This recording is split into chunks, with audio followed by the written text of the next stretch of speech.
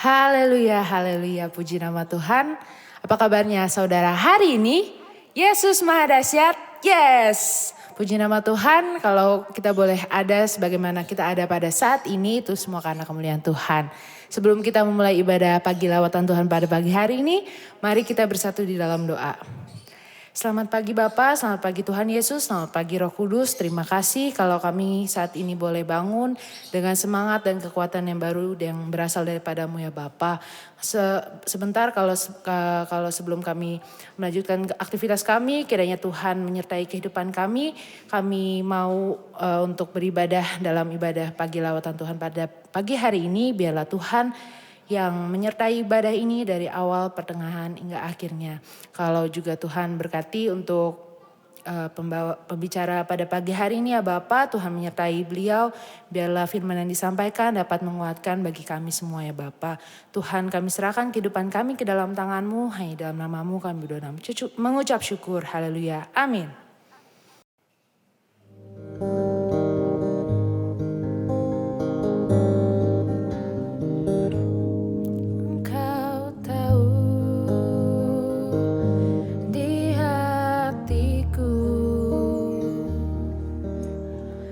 Sejuta rindu untuk selalu bersamamu Yesusku. Izinkan ku menyenangkan hatimu lewat nyanyian hatiku.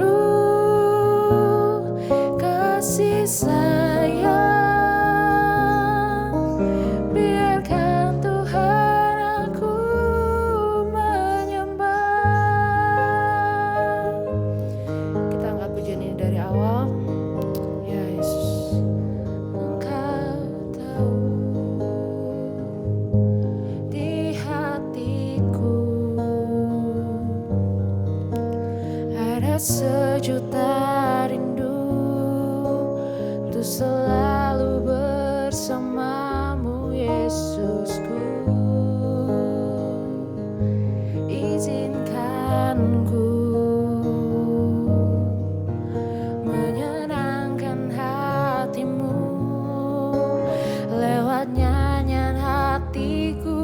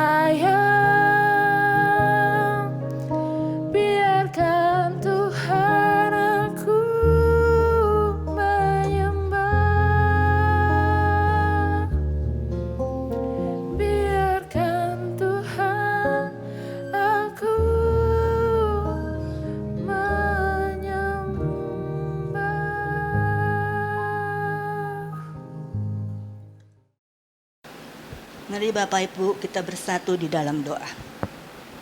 Bapa di dalam surga, berfirmanlah Bapak, ungkapkan sepatah kata isi hatimu agar apa yang hamba sampaikan merupakan isi hatimu yang dapat memberkati kami yang datang dan yang ibadah di rumah. Ya Bapak, tutup bungkus kami dengan kuasa darah-Mu, segala kuasa yang bukan datangnya dari Tuhan. Di dalam nama Yesus kami tolak, kami hempaskan, kami kebaskan. Kami siap untuk mendengarkan firman Tuhan. Amin. Shalom Bapak Ibu yang dikasihi Tuhan. Apa kabar Bapak Ibu saudaraku? Yesus Maha Dahsyat. Yes. Sebelum kita mulai beraktivitas pada pagi hari ini, terutama pada hari ini, ada baiknya saya menyampaikan dua konsep menjalankan aktivitas yang indah di dalam kekristenan. Mari kita buka di dalam Pengkhotbah 9 ayat 10. Segala sesuatu yang dijumpai tanganmu untuk dikerjakan, kerjakanlah itu sekuat tenaga. Karena tak ada pekerjaan, pertimbangan, pengetahuan, dan hikmat dalam dunia orang mati, kemanapun engkau akan pergi. Amin. Bapak Ibu yang dikasihi Tuhan, mumpung kita masih diberi kesempatan, mumpung kita masih ada di dunia ini, kerjakanlah semua aktivitas kita dengan sebaik-baiknya. Karena seperti disampaikan di dalam ayat ini, karena tidak ada pekerjaan, pertimbangan, pengetahuan, dan hikmat di dalam dunia orang mati. Apabila kita sudah meninggal, jangan sampai kita meninggal, tetapi sebelum meninggal pun dengan seiringnya usia kita, kondisi kita akan menurun, sehingga pekerjaan-pekerjaan yang sekarang kita lakukan tidak mungkin akan berkurang, tidak seperti sekarang dengan kondisi kita, dengan usia kita yang sudah menurun. Jadi Bapak Ibu janganlah mengulur-ngulur waktu, misalnya kerjakanlah nanti aja, kerja ini nanti aja, masih ada waktu, kita terbelenggu oleh waktu. Jangan seperti itu, lebih baik kita percaya, ketahuilah bahwa apa yang kita kerjakan saat ini, aktivitas yang kita kerjakan saat ini, semua karena nikmat yang datangnya dari Tuhan, anugerah yang datangnya dari Tuhan. Jadi kita gunakan sebaik-baiknya kesempatan yang Tuhan berikan kepada kita. Yang kedua adalah aktivitas apapun adalah ibadah, selama itu baik. Mari kita buka di dalam Kejadian 1 ayat 26 dan 27. Berfirmanlah Allah, baiklah kita menjadikan manusia menurut gambar dan rupa kita, supaya mereka berkuasa atas ikan-ikan di laut dan burung-burung di udara dan atas ternak dan atas seluruh bumi dan atas segala binatang melata yang merayap di bumi. Maka Allah menciptakan manusia itu menurut gambarnya, menurut gambar Allah diciptakannya dia, laki-laki dan perempuan diciptakannya mereka. Satu lagi ayat di Efesus 2 ayat 10, yaitu karena kita ini buatan Allah, diciptakan dalam Kristus Yesus untuk melakukan pekerjaan baik yang disiapkan Allah sebelumnya. Ia mau supaya kita hidup di dalamnya. Jadi Bapak Ibu yang dikasihi Tuhan, kita ini diciptakan Tuhan, kita diizinkan Tuhan untuk mengelola apa yang Tuhan sudah sediakan untuk kita, untuk aktivitas kita sehari-hari. Oleh karena itu, kelolalah apa yang Tuhan sudah sediakan untuk kita dengan sebaik-baiknya melalui aktivitas kita sehari-hari menurut panggilan kita, karena ini juga merupakan ibadah. Jadi ibadah itu bukan hanya di dalam gereja atau di tempat yang tertutup, tetapi itu tidak salah, itu benar. Tetapi ini juga melakukan aktivitas yang sebaik-baiknya, itu juga merupakan ibadah. Kalau dulu Adam dan Hawa beribadah mengelola Taman Eden, maka ibadah kita saat ini adalah melakukan aktivitas, menjalankan aktivitas sebaik-baiknya tanpa imbalan, tanpa paksaan, tapi untuk menyenangkan hati Tuhan. Satu lagi, Kita buka ayat kita yaitu 1 Korintus 10 ayat 31. Beginilah firman Tuhan. Aku menjawab, jika engkau makan atau jika engkau minum atau jika engkau melakukan sesuatu yang lain, lakukanlah semuanya itu untuk kemuliaan Tuhan. Jadi Bapak Ibu, ketika kita makan atau minum, makanlah dengan yang baik, dengan gizi yang baik. Kalau kita udah tahu makanan itu menyebabkan kita sakit, jangan dimakan. Makan yang bergizi supaya kita tetap sehat. Karena kesehatan itu sangat penting. Jadi untuk apa kita banyak uang, kekayaan, tetapi kita tidak sehat, kita tidak merasakan nikmatnya kekayaan kita itu. Lebih baik yang pertama kesehatan. Makan dan minumlah makanan yang bergizi. Yang kedua, kita bekerjalah dengan baik yang jujur. Apa yang sudah dipercayakan oleh pimpinan kita di dalam pekerjaan kita, kerjakanlah dengan penuh tanggung jawab. Karena kepercayaan itu sangat mahal. Kalau sudah dipercayakan, bekerjalah dengan penuh tanggung jawab dan jujur. Jangan kita terpengaruh oleh teman-teman kita yang berbuat menyimpang.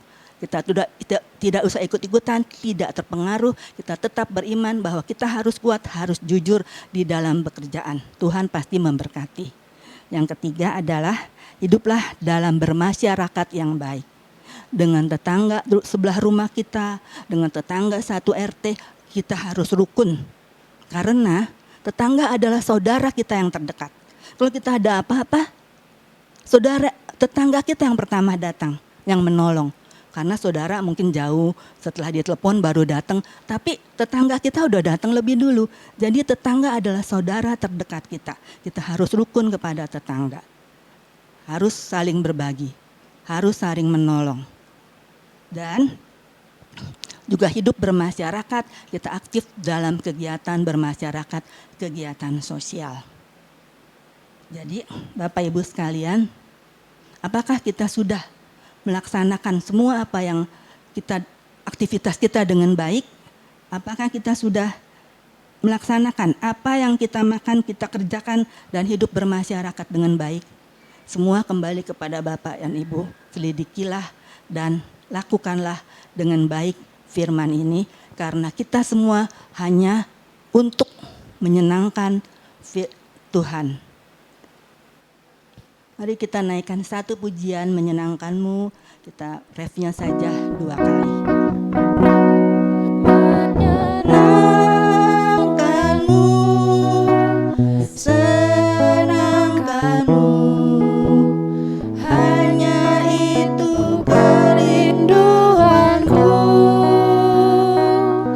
Menyenangkanmu, senangkan hatimu, hanya itu kerinduanku. Menyenangkanmu, menyenangkanmu, senangkanmu, hanya itu kerinduanku.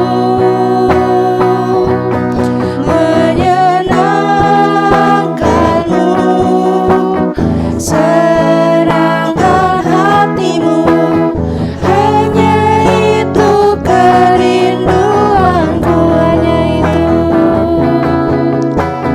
Hanya itu kerinduanku, hanya itu kerinduanku.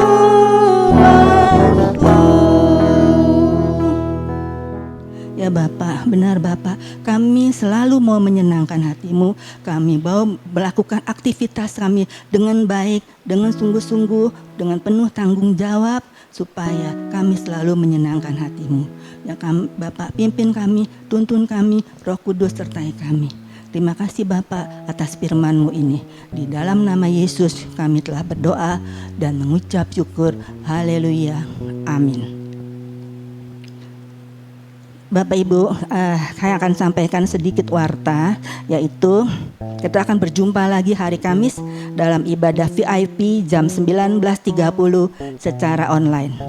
Pada hari Sabtu tanggal 16 Juli 2022 akan diadakan fellowship remaja, pemuda, dewasa muda se-Bekasi jam 17 di GBI Batu Pencuru secara onsite. Pastikan kaum muda untuk hadir di ibadah fellowship ini. Banyak berkat yang akan kami terima. Terima kasih, Tuhan Yesus memberkati.